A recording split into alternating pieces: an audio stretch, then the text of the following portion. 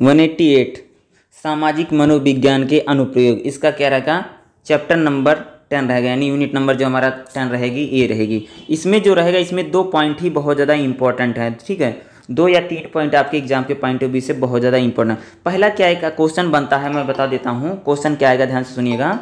एक क्वेश्चन इस टाइप से बनेगा कि मानसिक स्वास्थ्य समस्याओं, यानी इसमें क्या है, मानसिक स्वास्थ्य समस्या क्या होती है। भैया मानसिक स्वास्थ्य समस्या जो हो जाती है ना, मेंटली जो लोग डिप्रेस हो जाते हैं, मानसिक स्वास्थ्य समस्याएं के लक्षण क्या हैं भैया। जो अगर कोई मानसिक स्वास्थ्य समस्या है, कोई क्यों होती है, उसका लक्षण क्यों है, कोई व्यक्ति मानसिक रूप से बीमार होगा तो क्या क्या लक्षण हैं, लक्षण दिखाई देते हैं ना, कौन कौन सी चीजें लक्षण होंगे। तो मानसिक स्वास्थ्य समस्याएं क्या होती है, पहली बात इसकी करेंगे, मानसिक स्वास्थ्य समस्याएं के लक्षण क्या है, फिर मानसिक स्वास्थ्य समस्याओं का निदान क्या है, उसका उपचार कैसे किया जाएगा, अगर किसी को मानसिक स्वास्थ्य समस्या हो गई है तो उसका उपचार कैसे किया जाएगा। दूसरा जो रहेगा इसमें आपके लिए रहेगा निदान में सामाजिक सांस्कृतिक एवं आर्थिक कारक। मानसिक स्वास्थ्य जो समस्याएं होती हैं उनका निदान में आर्थिक और सामाजिक सांस्कृतिक कारक, यानी जो हमारी मानसिक समस्याएं होती हैं उसमें आर्थिक कारक और सांस्कृतिक कारक क्या होते हैं, उन्हीं आर्थिक और सांस्कृतिक कारकों की क्या करेंगे, चर्चा करेंगे। और एक इसमें और क्वेश्चन बनेगा, परामर्श तकनीकी क्या होती है। परामर्श तकनीकी मतलब समझते हो, जैसे डॉक्टर के यहाँ पर जाते हैं, सलाह वाला लेते नहीं, ओपीडी जो लगती है अस्पताल में उसे बोलते हैं ना परामर्श, जो डॉक्टर बैठा है सलाह वाला ली जाती है। यानी भाई जब कोई मानसिक रूप से बीमार हो जाएगा तो डॉक्टर की सलाह लेनी पड़ेगी ना, परामर्श लेनी पड़ेगी, यानी हम क्या सलाह वाला क्या लेते हैं, ठीक है। तो इसमें जिस प्रकार की वहाँ पर सलाह ली जाती हैं तो यही रहेगा। अगर मैं इसमें बोलूँ तो 10.2, 10.3 और 10.4 और 10.5 यही रहेगा। इसी को हम देखते हैं सबसे पहले। तो सबसे पहले मैं आपको इसमें अगर आपको बता दूं तो 10.2 में चलते हैं, जो हमारा रहेगा मानसिक स्वास्थ्य समस्या क्या है। सबसे पहले इसको देखते हैं। मानसिक स्वास्थ्य समस्या व्यक्ति की नकारात्मक मनोवैज्ञानिक स्थिति है, यानी व्यक्ति में जब भैया नकारात्मक बातें आएंगी, यानी कोई भी इंसान मानसिक रूप से बीमार कब होता है, जब बहुत ज़्यादा नेगेटिव बातें सोचता है ना। यही तो बोलते हो ना कि भैया नकारात्मक बातें सोचोगे, यानी मानसिक जो स्वास्थ्य होता है वह व्यक्ति का क्यों खराब होता है, नकारात्मक मनोवैज्ञानिक स्थिति बनेगी। यानी भैया हम मानसिक टेंशन बहुत लेते हैं, इससे क्या होता कि तभी जाकर के कोई मानसिक रूप से बीमार होगा। उसमें व्यवहार, विचार और मानव दशा में नकारात्मक, यानी जब कोई मानसिक रूप से बीमार होता है तो उसके क्या होगा, उसका जो व्यवहार होगा, बिहेवियर जो पूरा बदल जाता है। मनोदशा, यानी उसकी मनोदशा आओ बाव बकने लगेगा, कुछ बोलेगा। जो व्यक्ति मानसिक रूप से बीमार होगा, टेंशन में रहेगा, क्या उसकी मानसिक मनोदशा नेगेटिव रहेगी। उसके जो विचार होंगे नकारात्मक विचार होंगे। लोग जो मानसिक रूप से बीमार हो जाते हैं ना, अरे मुझे तो लग रहा है, कोई अगर जैसे मैं एग्जांपल लूं, बहुत सारे इंसान होंगे जैसे किसी परीक्षा की तैयारी करें, जैसे इग्नू का एग्जाम ही है, तो बहुत लोग जो नकारात्मक होंगे, अरे मुझे तो लगता है हम फेल ही हो जाएंगे, हम तो कुछ पढ़े नहीं, इस प्रकार की बातें करिए। यानी जो व्यक्ति नकारात्मक यानी नेगेटिविटी जब बहुत ज़्यादा फैलती है तब व्यक्ति मानसिक रूप से बीमार हो सकता है। जैसे अभी एग्जाम चलेगा तो वैसे काफ़ी लोग बीमार नहीं होंगे क्योंकि काफ़ी लोग टेंशन नहीं लेते हैं, लेकिन जो ज़्यादा चिंता लेते हैं, जिनमें नेगेटिविटी बहुत ज़्यादा है, उनका मानसिक रूप से वो क्या होते हैं, बीमार पड़ सकते हैं। एग्जाम के टाइम में बहुत लोग, रिजल्ट के टाइम में बीमार, बहुत लोग तुम्हारे आसपास के लोग, अरे मुझे ऐसा लगता है तो हम फेल ही हो जाएंगे, हम तो कुछ पढ़े ही नहीं है। ये सारी क्या है, अगर ऐसी स्थिति बनती है तो भैया वो इंसान क्या होगा, मानसिक रूप से बीमार हो सकता है। यानी मानसिक स्वास्थ्य समस्याएं नकारात्मक मनोवैज्ञानिक, यानी हम साइंटिफिक रीजन से जब हम बहुत ज़्यादा क्या नेगेटिव या नकारात्मक विचारों को सोचते हैं। खराब मानसिक स्वास्थ्य व्यक्ति में तनाव और मस्तिष्क से अच्छे कार्यों न करने की जुड़ी होती है। जब हमारा मानसिक स्वास्थ्य खराब रहेगा तो हम क्या डिप्रेशन में रहेंगे और हमारा दिमाग अच्छे से काम नहीं करेगा।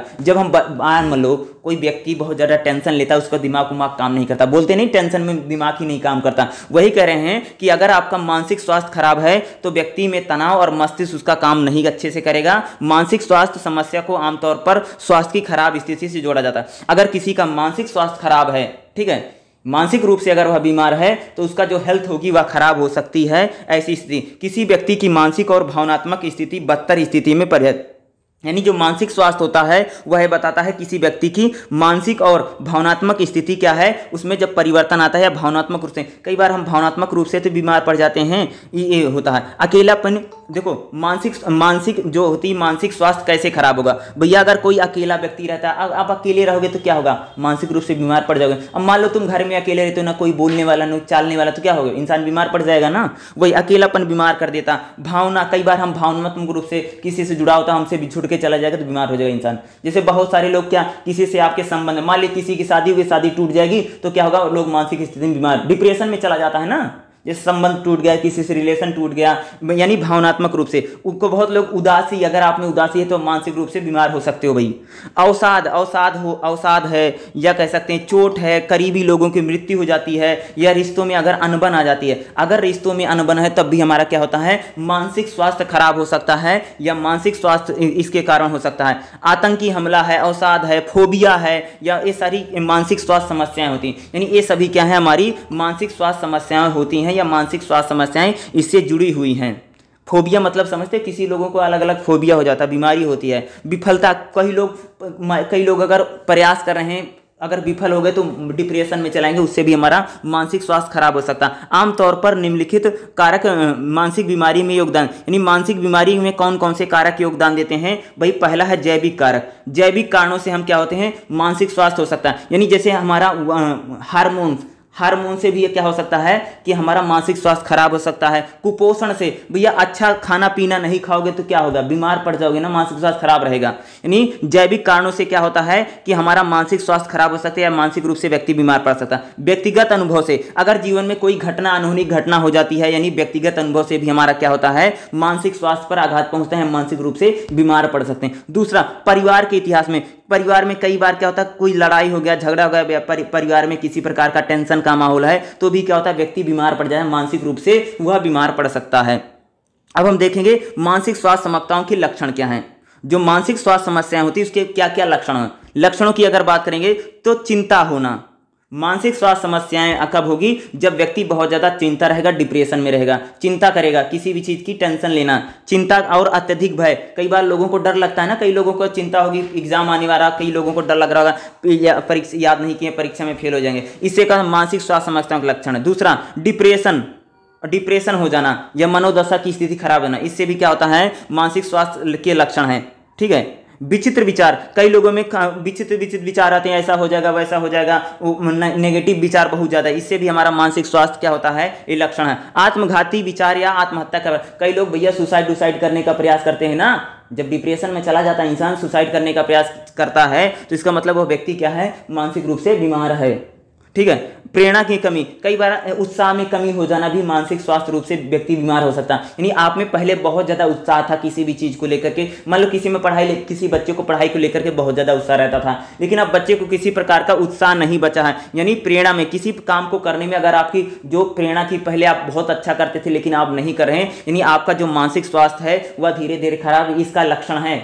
अगर ये सारी चीजें हैं तो इसका मतलब आप धीरे धीरे मानसिक रूप से बीमार पड़ने वाले हैं। अगर आप में उत्साह की कमी है, आप में इस चीजों की कमी है। निराशा होना, अगर निराशा का माहौल है और समय व्यर्थ कर रहे हैं तो आप डिप्रेशन की तरफ जाएंगे। निराशा होना भी क्या, अगर कोई व्यक्ति निराश है और हताश है, इसका मतलब वह मानसिक रूप से बीमार होने की स्थिति में जाने वाला है। ठीक है। अगला क्या पॉइंट इसमें रहेगा देखेंगे, जैसे रहेगा व्यक्तिगत स्वास्थ्य देखभाल का ध्यान न रखना। यानी कई बार लोग होते हैं अपने जो स्वास्थ्य होता है उसकी देखभाल नहीं रख पाते हैं, या बहुत बिजी लाइफ होती है, आजकल हम लोगों की बिजी लाइफ है या बहुत ज़्यादा बिजी लाइफ होती है, तो लोग अपने स्वास्थ्य का देखभाल नहीं रख पाते हैं। इससे भी क्या होता है, वो हम मानसिक रूप से बीमार पड़ सकते हैं। दवाओं का उपयोग, बहुत ज़्यादा दवाई खा लोगे भैया तो मानसिक रूप से बीमार पड़ जाओगे। बोला जाता ना, अत्यधिक दवाई नहीं खानी। जो आज ये अंग्रेजी दवाइयाँ होती हैं, इनका अत्यधिक सेवन करने से व्यक्ति मानसिक रूप से बीमार पड़ सकता है।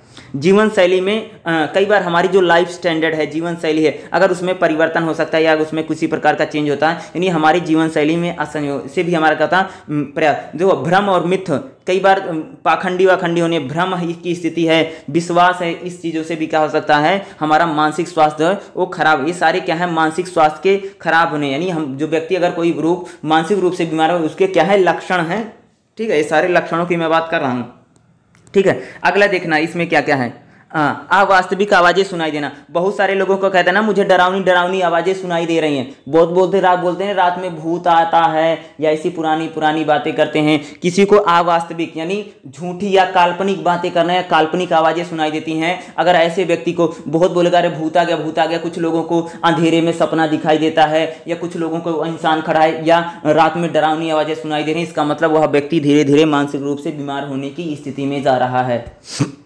अवास्तविक मतलब बताते नहीं रात में कुत्ते भौंकते हैं या ऐसे कुछ लोग बताएंगे ना, इसका मतलब होता है जब व्यक्ति बहुत ज़्यादा डिप्रेशन में चला जाता है तो उसको कोई भी आवाज़ क्या लगती है, अवास्तविक भी आवाज़ें उसको सुनाई देंगी, डरावनी आवाज़ें सुनाई देंगी। इसका मतलब है व्यक्ति क्या है, मानसिक स्वास्थ्य उसका खराब होने वाला है। उस व्यक्ति को देखना जो कि वास्तव में नहीं। कई बार लोग मरे हुए लोगों को भी बताते हैं कि वो तो मुझे सपने में दिखाई देते हैं, रात में आते हैं, इस प्रकार की बातें करते हैं। अगर ऐसी कोई बातें करता है इसका मतलब वो भी मानसिक रूप से बीमार होने की स्थिति में जा रहा है। बताते हैं ना, अगर आसपास के गाँव के लोग अगर किसी मृत्यु हो गई तो बताएंगे तो मेरे सपने में आते हैं, मैंने तो उनको सुबह उठकर देखा है, इस प्रकार की बातें करना। यानी जो व्यक्ति नहीं है संसार में या मर चुका है या जो चीज़ नहीं है उसकी बताना कि उसको मैंने देखा है, वो मुझे दिखाई देता है, इस प्रकार की बातें अगर कोई व्यक्ति करता है इसका मतलब वह भी व्यक्ति क्या हो रहा भाई, मेरे डिप्रेशन में जा रहा है।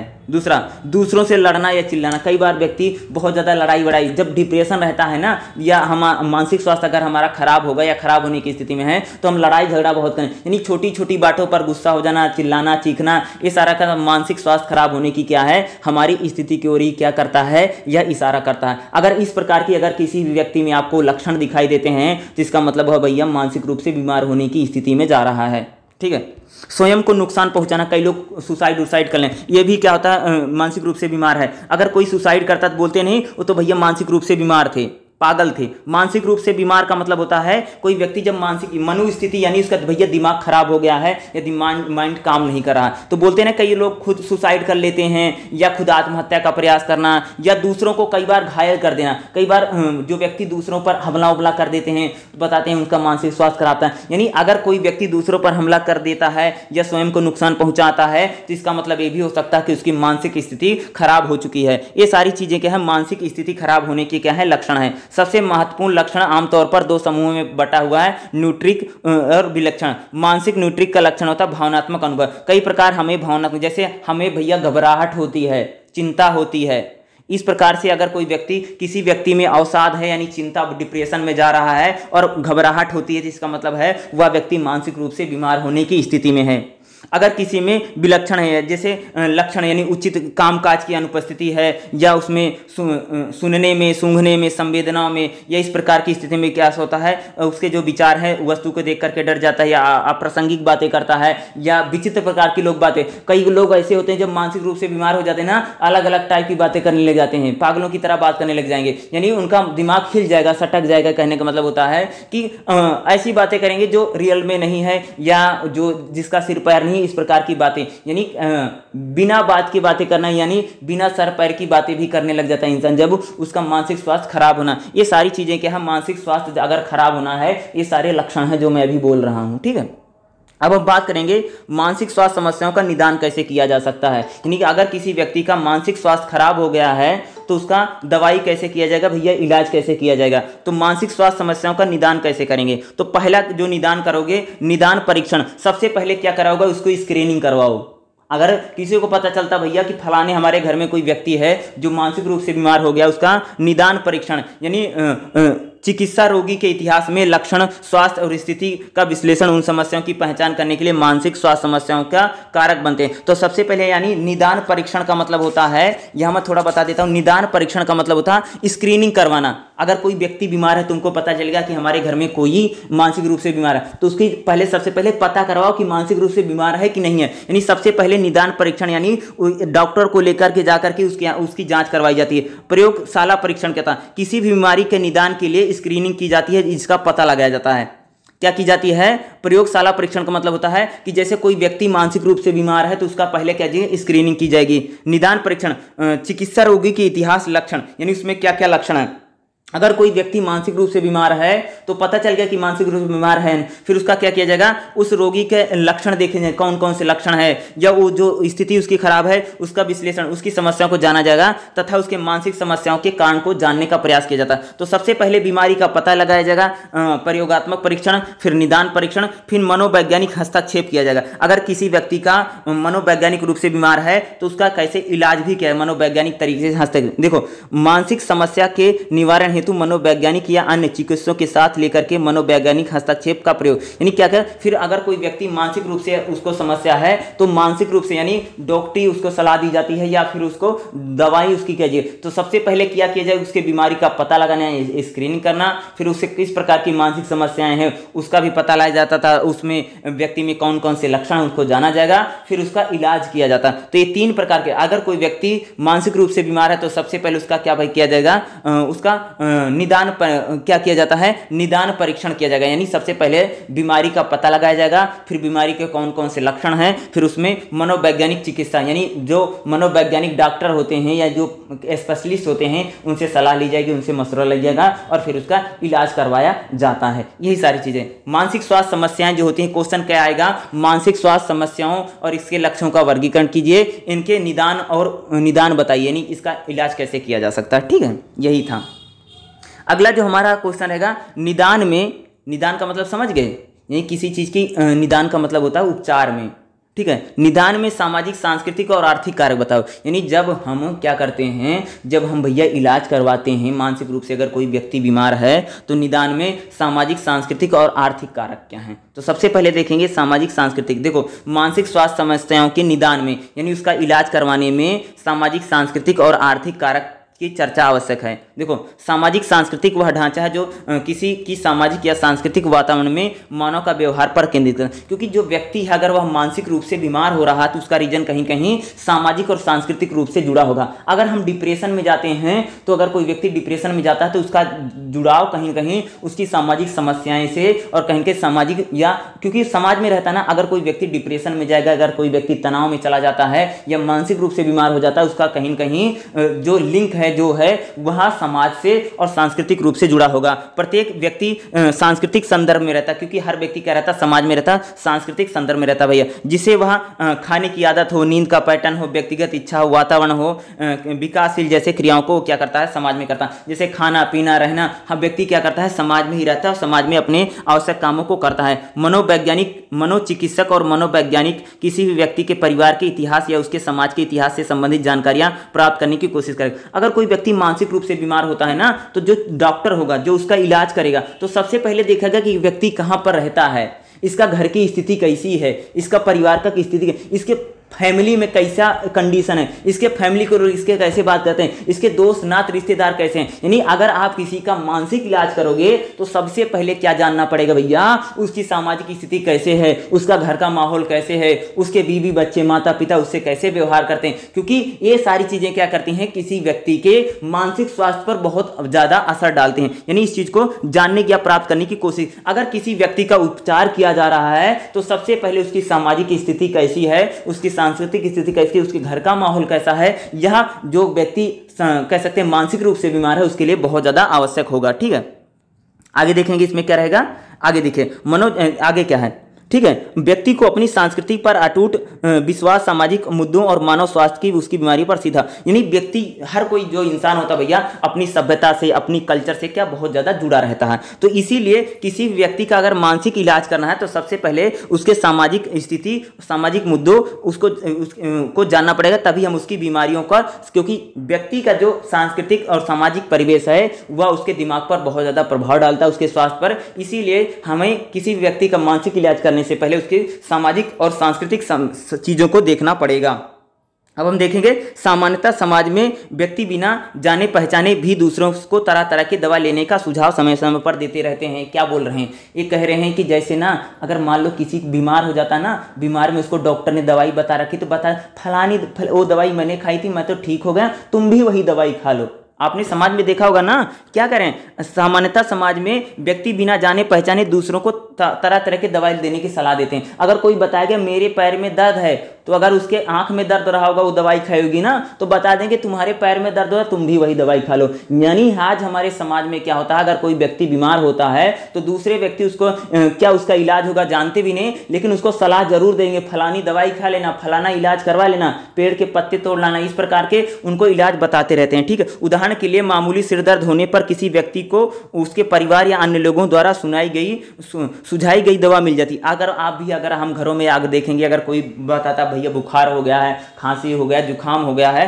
तो घर वाले लोग क्या होंगे, उसके सदस्य होंगे, उसकी दवाई मिल जाती है, कुछ ना कुछ घर में रखे रहेंगे, फलानी दवाई खा लो, फलानी दवाई खा लो, यानी उसकी मेन बीमारी के जड़ को नहीं जानेंगे बल्कि उसको अंग्रेजी दवाई लाकर थमा देंगे, यानी पकड़ा दिया जाता है। प्रारंभिक चरणों के में लक्षण बीमारी के विकास में सामाजिक सांस्कृतिक का अटूट विश्वास, यानी जो विश्वास है, ठीक है, अंधविश्वास का महत्वपूर्ण योगदान। अगर आज देखोगे समाज में भैया, अगर सामाजिक समस्याओं में देखें, अगर कोई व्यक्ति बीमार होता है तो उसको तमाम तरह के जादू टोने और ओझा वैसे दिखाया जाता है कि फलाना बीमार हो गया, उसका कैसे इलाज, यानी हम उसके डॉक्टरी इलाज और मनोवैज्ञानिक, अगर कोई व्यक्ति डिप्रेशन में है तो हम उसको सही इलाज नहीं करवाते बल्कि झाड़ फूंक ओझा वैद्य और तमाम चीज़ों का समाज में प्रयास किया जाता है, आप जैसे देखते होंगे। ठीक है, संभवतः इन समस्याओं का कारण ज्ञान की कमी है। आज भी अगर हमारे लोग देश में जागरूकता है, लोग जागरूक ही नहीं, तो कोई कुछ भी दवाई बता देता वही खाने लग जाते। कोई बताएगा फलाने बाबा के यहाँ चले जाओ, फलाने गुरु के यहाँ चले जाओ, फलाने तीर्थ स्थान की माथा टेकाओ, आप सही हो जाओगे। इस प्रकार के अंधविश्वास वाले काम भी होते रहते हैं। ठीक है, अन्य मान्यताओं पर निर्भर है। समाज में डॉक्टर के परामर्श के बिना शुरुआती लक्षणों में खुद से इलाज करना, आज भी हमारे समाज में सबसे बड़ी समस्या। अगर कोई आज हमारे यहाँ पर बीमार हो जाता भाई मेरे ना, तो डॉक्टर को दिखाने से पहले सबसे पहले खुद ही इलाज करने लग जाते हैं। आप सबको पता होगा, समझ भी रहे होंगे कि हम लोग अगर बुखार भी हो जाता है, खांसी भी हो जाती है, अगर हम बीमार होते हैं तो डॉक्टर के यहाँ पर जाने से पहले 2-4 दिन हम खुद ही इलाज कर लेते हैं। होता है, सामान्यता होता है। जब बहुत स्थिति खराब होती है तभी लोग डॉक्टर के यहाँ पर दरवाजा उसके खटखटाते हैं या उसके क्लिनिक पर जाएंगे, नहीं तो गाँव ग्रामीण अंचलों शहर में तो वैसे खांसी आ जाता है, शहर वाला भाग जाता है डॉक्टर के यहाँ पर, नंबर लिखवा देते हैं। लेकिन जो गाँव वाला आदमी है ना, वो अगर बीमार होगा ना, जब तक वो मरने की हालत में नहीं आएगा तब तक वो डॉक्टर के यहाँ जाता नहीं है, अपना खुद स्वयं ही इलाज करना। यानी हम लोग तथ्यों के आधार पर यह कहा जाता है कि समाज में जागरूकता बढ़ने से व्यक्ति की स्वास्थ्य को बढ़ाया जा सकता है। यानी अगर हमारे भैया समाज में जागरूकता बढ़ेगी, कह रहे हैं कि हमें अगर लोगों का स्वास्थ्य, यानी लोग मानसिक रूप से निदान करना है, तो भैया हमारे समाज में जागरूकता बढ़ानी पड़ेगी। क्योंकि हमारे समाज में जो व्यक्ति बीमार हो जाता है वह स्वयं ही इलाज कर रहे हैं। कोई बता देगा फलानी दवाई खा लोगे, कोई बता देगा कुछ खा लोगे, तो वही खाते रहते हैं। बल्कि हमारे समाज में क्या है, अंधविश्वास बहुत ज्यादा फैला है, खुद ही इलाज करते रहते हैं। यानी मानसिक स्वास्थ्य समस्याओं को दूर करने के लिए सबसे पहले हमें क्या करना पड़ेगा कि व्यक्ति की जो घर की स्थिति है, घर का माहौल, उसको जानो, उसको ठीक करने का प्रयास किया जाएगा। तथा आज हमारे समाज में जो सामाजिक सांस्कृतिक जो निदान है, सबसे पहले जरूरी है कि समाज में भैया अंधविश्वास फैला हुआ है, उस अंधविश्वास को दूर करने की जरूरत है। क्योंकि लोग डॉक्टर के यहाँ पर जाते नहीं है, ओझा वैद्य और बाबा और जो गुरु होते हैं इनसे दीक्षा ताबीज और भभूत मांगते रहते हैं, इसी से इलाज करवाते रहते हैं। यानी डॉक्टर के पास इनको जाना चाहिए, इस चीजों को लेकर के जागरूकता बढ़नी चाहिए, तभी हमारा समाज में इस लोगों का जागरूकता बढ़ने से स्वास्थ्य भी ठीक हो जाएगा। आर्थिक कारक क्या है? देखो, आर्थिक कारक का मतलब होता है कि आज हमारे समाज में भैया रुपये पैसे की बहुत ज्यादा कमी है। ठीक है, आज बहुत सारे लोग डॉक्टर के यहाँ पर उचित इलाज इसलिए नहीं करवा पा रहे हैं क्योंकि उनके पास पैसा नहीं, क्योंकि प्राइवेट वाला बहुत पैसा लेता है। आप सबको मोस्टली तो पता ही है, जितने लोग ज्वाइन किए होंगे, कि आज एक गरीब आदमी अपना इलाज नहीं करवा सकता। आर्थिक कारक भी है कि आर्थिक कारक भी एक इंपॉर्टेंट है। यानी सामाजिक, अगर हम मानसिक स्वास्थ्य समस्याओं के निदान करना है तो हमें आर्थिक समस्याएं दूर करनी पड़ेंगी। लोग जो आर्थिक समस्या, भैया जो गरीब है, गरीब इलाज कैसे करवाएगा? यानी कुछ ना कुछ आर्थिक मदद मिले तभी तो लोग इलाज करवा पाएंगे। यानी समाज में जागरूकता तो हो गई कि भैया डॉक्टर के यहाँ पर जाना है। गरीब को तो तुमने तो बता दिया कि बाबा जी के यहाँ नहीं जाना, झाड़ फूंक नहीं करवानी है, टोना टोटके नहीं करवाने हैं। लेकिन टोने टोटके वो नहीं करवाएगा, चलो ठीक है, लेकिन उसके पास किसी डॉक्टर के पास जाने के लिए, किसी हॉस्पिटल में भर्ती होने के लिए कम से कम उसे आर्थिक रूप से कुछ पैसा तो होना चाहिए। जब उसके पास पैसा होगा तभी तो जाएगा। यानी आर्थिक कारक भी अगर बात करें मानसिक स्वास्थ्य समस्या में एक बहुत ज्यादा इंपॉर्टेंट है। ठीक है, देखो, आर्थिक कारक उस वैश्विक मानसिक स्वास्थ्य समस्या को चुनौती देता है जिसमें गरीबी, ऋण और मूल्य प्रभावी हस्तक्षेप है। मानसिक स्वास्थ्य सेवाओं की स्वास्थ्य आर्थिक अनुसंधान भी शामिल है। मानसिक स्वास्थ्य समस्याएं न सिर्फ रोगी पर बल्कि उसके परिवार पर भी एक महत्वपूर्ण आर्थिक बोझा डालती हैं। न सिर्फ रोगी पर बल्कि समुदाय के घरों की गतिविधियों, परिवार के हिस्से, श्रोता, श्रमिकों, स्वास्थ्य देखभाल, चिकित्सा बजट पर भी पड़ती है।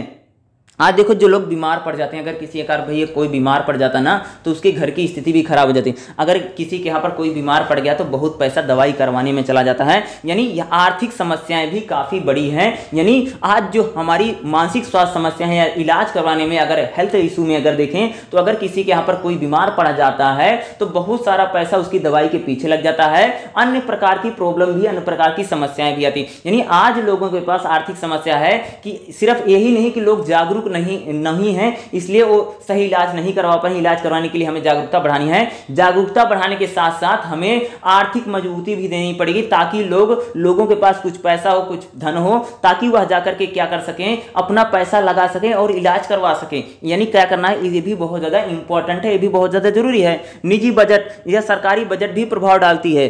इसमें प्राथमिक देखभाल को नेतृत्व करने वाली सेवाओं को मजबूत करने की आवश्यकता है। यानी प्राथमिक जो देखभाल करती है, यानी जो हमारे सरकारी अस्पताल है इनको ठीक रहना चाहिए। जब हमारे सरकारी अस्पताल जहां कम पैसे में इलाज होता है, यहां पर जो सरकार की जो सेवाएं हैं, जो हमारे पब्लिक सेक्टर है, जो सार्वजनिक क्षेत्र हैं जो इलाज कर रहे हैं, जो हमारे जिला अस्पताल हैं या कह सकते हैं जो सरकारी अस्पताल जो इलाज कर रहे हैं, इनका जो बजट है, इनको बजट को अच्छा बनाना चाहिए तथा इनके जो प्राथमिक देखभाल वाली जो सेवाएं हैं इनको मजबूत बनाने की आवश्यकता है। स्वास्थ्य विशेषज्ञ सेवाओं की भूमिका मानसिक स्वास्थ्य समस्याओं की नीतियों और राष्ट्रीय नीतियों के तंत्र में पहुंचाने में सुधार लाना, यानी जो हमारी स्वास्थ्य नीति है उसको बेहतर बनाना पड़ेगा, अच्छा बना तभी हम स्वास्थ्य को बेहतर बना पाएंगे। यह स्थिति उन व्यक्तियों के ऊपर आर्थिक रूप से दबाव डालती है। अधिकतम आय वाले देशों में मानसिक स्वास्थ्य समस्याओं के वित्तीय बोझों पर एक प्रचुर शोध हुआ, लेकिन दूसरी ओर जिन देशों में निम्न आय और मध्य आय के लोग हैं उन देशों में खराब मानसिक स्वास्थ्य उपचार में संसाधन सीमित हैं। यानी भैया जहां पर गरीब देश हैं या विकसित देश हैं या विकासशील देश हैं,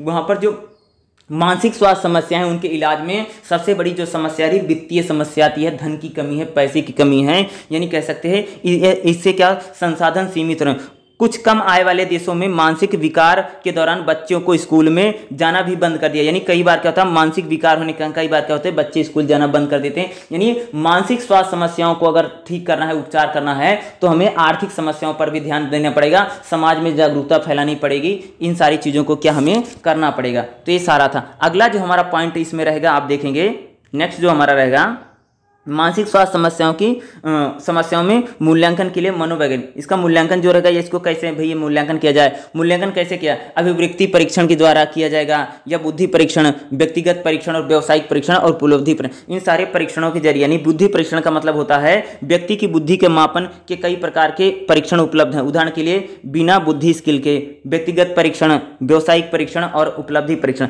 इनके जरिए इतना ज़्यादा इंपॉर्टेंट नहीं। ये परामर्श तकनीकी वाला बहुत ज़्यादा इंपॉर्टेंट, इसलिए परामर्श तकनीकों को मैं थोड़ा सा जरूर बता देता हूं क्योंकि इसमें बोला भी गया था। ठीक है, तो परामर्श तकनीकी वाला देख लेते हैं, 10.5 रहेगा।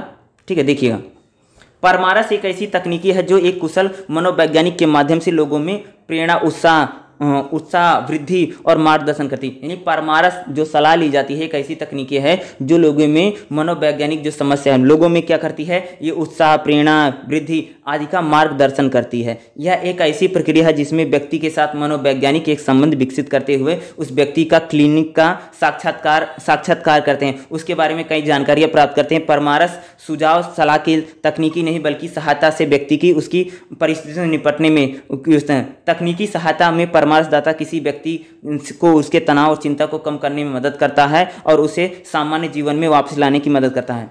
परामर्श तकनीकी क्या है? सरकारी अस्पताल में आप सब गए हो ना, वहाँ पर ओपीडी लगता है ना, बहुत सारे डॉक्टर के यहाँ पर जाओगे तो 600 रुपये 700 रुपये फीस लेता है और जब जाओगे डॉक्टर क्या बोलेगा, क्या बीमारी है, तुमसे बात करेगा, तुमसे चीज़ कह रहे हैं भैया कि अगर कोई व्यक्ति मानसिक रूप से बीमार है तो उसको परामर्श तकनीकी यानी जो मनोवैज्ञानिक चिकित्सक है उसके पास ले जाओ, मनोवैज्ञानिक चिकित्सक उसकी जांच करेगा, जानेगा, पूछेगा, यानी बातचीत करके उस व्यक्ति की परिस्थिति जानेगा कि व्यक्ति कितना बीमार है, कैसे बीमार है, कैसे सोचता है। इसी को हम क्या बोलते हैं, परामर्श तकनीकी। आप जो जैसे आप सरकारी अस्पताल में गए हो तो वहाँ पर ओपीडी लगती होगी ना, क्योंकि जैसे मैं रोहतक की बताऊँ तो यहाँ पर क्या होता है, जैसे मेडिकल है जो PGIMS है तो यहाँ पर क्या होता है ओपीडी लगती है, उसको भी हिंदी में परामर्श ही बोला। यानी आप कहीं पर भी अगर आप इलाज करवाने के जाओगे तो वहाँ पर क्या होता है कि जो आप क्या ओपीडी लगती है, वहाँ पर जैसे डॉक्टर के यहाँ जाओगे वो क्या करेगा, आपसे इलाज के बारे में पूछेगा, कैसे बीमारी है, क्या बीमारी है, क्या खाया था, क्या पिया था, कैसे हो गया, क्यों हो गया।